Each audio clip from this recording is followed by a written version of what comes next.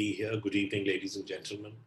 Uh, I belong to the clan of travel intermediaries, so I will limit myself to this subject. Ladies and gentlemen, travel agents and tour operators were the only two travel intermediaries traditionally, but later with time and the evolution, they have multiplied and tweaked their profile, like OTAs and DMCs and inbound operators and outbound and domestic and so on. The macro and the micro specializations have taken shape. But on the whole, broadly, it is still traditionally a travel agent or a tour operator who's putting things together and is a mediator between, in terms of sales channel. An entirely new form of business disruption is taking place or is about to emerge, and which has already started kind of peeping out in the travel industry, coming to forth. This may be termed as COVID-driven business disruption. Travel otherwise too has been an ever-evolving business, and more so in the recent past, I would say, when in spite of all business adversaries, travel intermediaries survived well, quite well. So it has been we are channel of sales, if you see the past, there was a huge disruption which was brought about by the internet in all businesses and majorly in the travel business, but we did survive that regime also. And then there was the zero commission thing and the diminishing of commissions, which we again survived. But it has been seen that leisure segment is particularly one domain which will where the role of travel intermediaries will never diminish, at least as of now. No matter how technologically, it's a complementary use of technology within our system of doing business as travel agents or tour operators.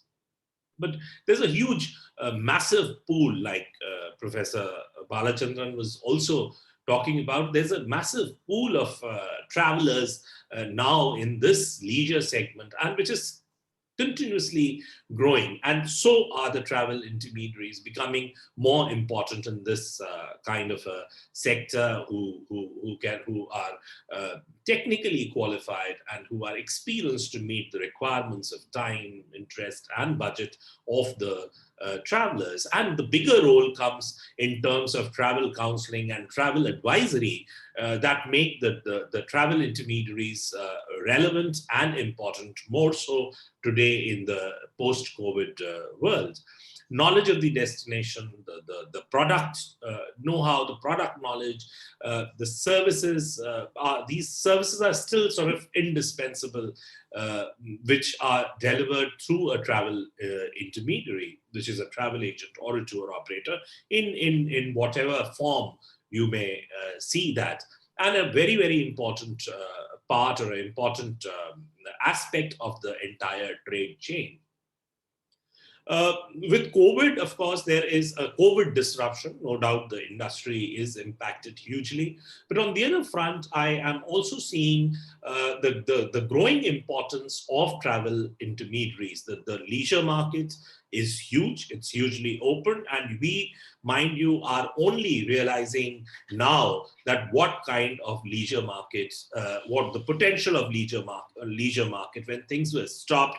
And there was a surge which we called revenge tourism in places like Himachal, even Goa, I would say, Himachal, Goa, Uttarakhand, which may not be appreciated in terms of sustainability and many other aspects, but which are reassuring and telling us the kind of the business that we can expect in the coming days. So this is the kind of a positive message as well. I mean, there is a lot of negativity in this, and I don't appreciate that kind of a surge.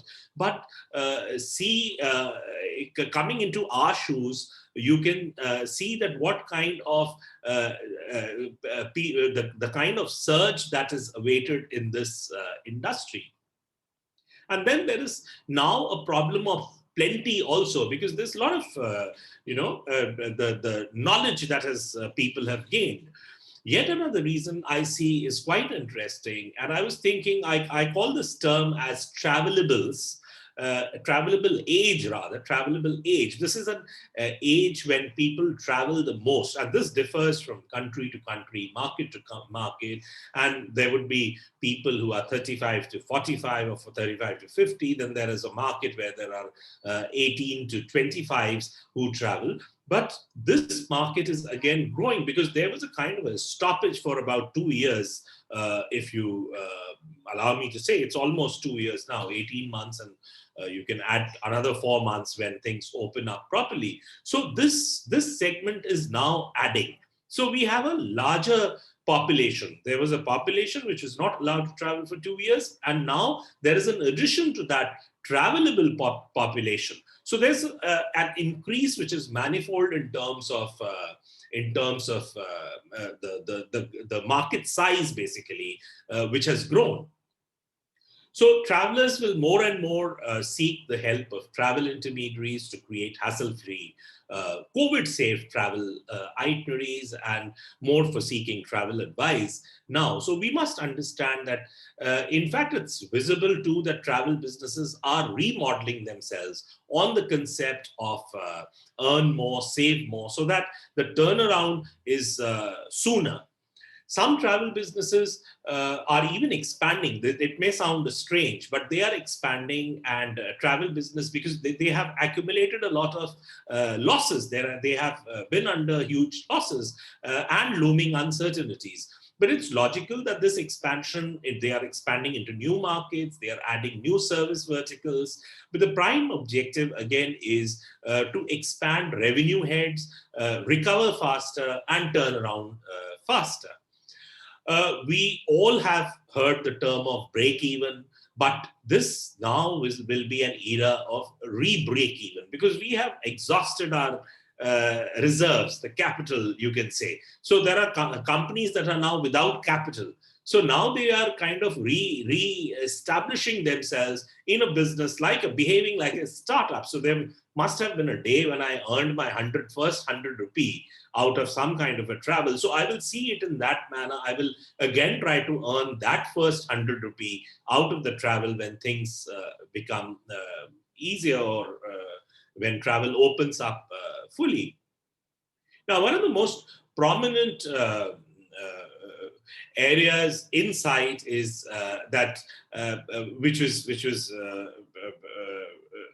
there are certain changes, of course, which are taking place. So one of the areas that I am seeing coming up in a huge manner will be the pre-purchase system of rooms, because this is an area which will be, again, the hotels or the airlines will need cash and cash guarantee. So this will be one thing that will rule the business, and the advantage of this will be again taken by the cash-rich travel agents or hotel aggregators, through whom the travel agents and tour operators will proceed to take hotel rooms in future. So this will become an additional travel intermediary in the chain. So the hotel room may not come directly through a travel agent, but it may again come through a hotel aggregator to a travel agent, and finally going to the customer or the guest. Another area another change rather, that I am seeing, or call it a business disruption or whatever you call, that there will be a shift from credit to cash. Travel agents, tour operators were enjoying for since a lot of credit kind of a facility from the hotels, from the airlines, but it has changed, So this has changed because there were defaults in the payment because of COVID, and there was a recent breakdown in Cox and Kings thing that happened, and the Jet Airways thing that happened. The airlines were not able to refund cash to customers. The hotels were not giving cash back to customers. So the travel agent or the travel intermediary was acting like a firewall in between. So we did pay back I remember I had a Chinese group which was cancelled during this COVID beginning period, and I did not get my refunds from the hotel. I did not get my refunds from the airlines. But at that point of time, I wanted to ensure my own company's credibility, and I ensured that each penny is refunded. Of course, I'm thankful to the airlines and all the hotels involved that they did refund me after a year or so. But the point here is that I acted as a firewall. I was in communication with the airlines. I was in communication with the hotel. So the benefit was passed on to the consumer. So here again, the travel intermediary plays a major role. Then, of course, there has been a huge rule of destination management companies who were kind of doing everything in a country like India, which is not only huge, but call it a continent. I mean, it's called a subcontinent, but call it a continent, size of a continent. The states of India are so huge, many of them are bigger than countries abroad. So now try to understand that during this period, there is a lot of information, there's a lot of knowledge rather that has flowed into the travelers, into the foreign tour operators, into the domestic tour operators, destination knowledge. People have come for, I mean, the kind of involvement that we have had on such webinars like we are having today. There have been, like Government of India was doing this Dekho Apna Desh thing all through. The kind of knowledge I gained from Dekho Apna Desh, I probably don't think that I ever had that kind of a knowledge about Northeast or down South, or, things were very kind of very knowledgeable webinars that we had. Now that I have that knowledge, I cannot deal with a travel intermediary or a DMC who's know all, do all kind of a business. So what I will do is probably I will go to a micro player. Micro player will have more knowledge. So let me call this micro DMC, who will handle a small state, a region, or a specialized. Try to imagine the size of India. We are talking about more than 19,000 dialects, and we're talking about 22 languages and 28 states and whatnot, the union territories and multiple religions. So how can you imagine that one DMC would be able to serve everything in a country like India?